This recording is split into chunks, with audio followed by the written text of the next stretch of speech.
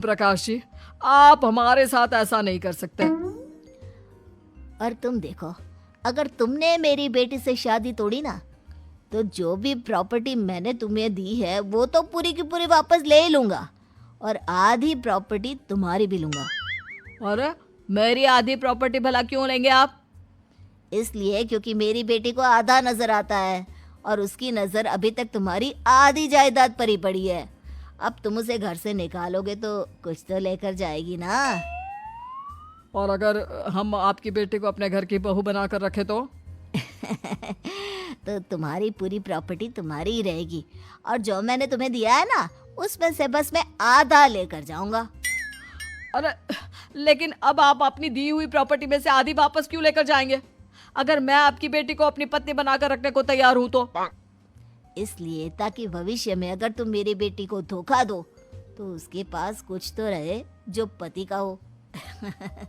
वैसे मेरे पास तो बहुत कुछ है, लेकिन अपने पति की कोई निशानी तो उसके पास होनी चाहिए ना।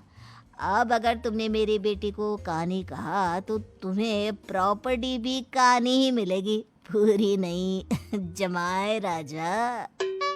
किशोरी लाल और राघव समझ चुके थे कि वो बुरी तरह फंस चुके हैं और अब उनके पास वहां से निकलने का कोई चारा नहीं है। अब समझ में आया ना, लालच बुरी बला होती है। एक तो तुम्हें प्रॉपर्टी मिली, ऊपर से बीवी मिली, उसमें तुम्हें नखरे भी दिखाने हैं। आए बड़े, चुपचाप बैठो दोनों। कुछ दिनों के बाद नैना राघव की कार लेकर बाजार घूमने निकलती है और जब कार लेकर वापस आती है, ये क्या? एक तरफ से मेरी गाड़ी पूरी खराब हो चुकी है।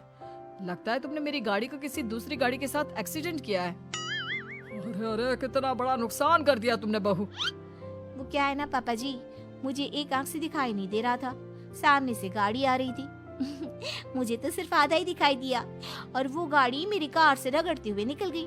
अब मैं क्या करूं बताओ? आप इसे ठीक कराने के पैसे कौन देगा? तुम्हारे पापा। तुमने मुझसे इस तरह से बात की? अभी रुको। नैना राघव की शिकायत ओम प्रकाश को कर देती है।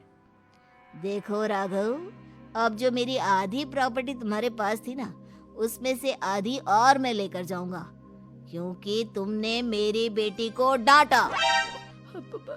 अरे नहीं नहीं पापा जी, गलती हो गई, माफ कर दो। गलती की तो कोई गुंजाइश ही नहीं। अगली बार मेरी बेटी को डांटा तो बची हुई आधी में से आधी और ले जाऊंगा।